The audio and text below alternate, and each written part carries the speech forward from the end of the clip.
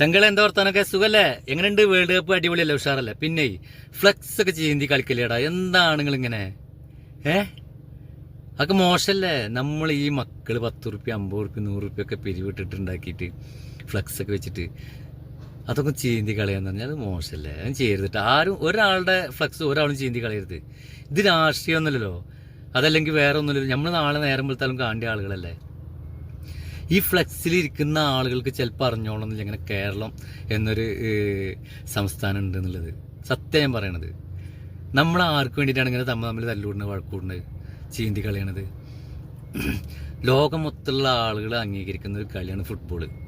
അവരുടെ നാട്ടിൽ പോലും ഇത്ര അധികം ഫ്ലക്സും ഇത്ര അധികം ആൾക്കാർ ഇഷ്ടപ്പെടുന്നുണ്ടാവില്ല.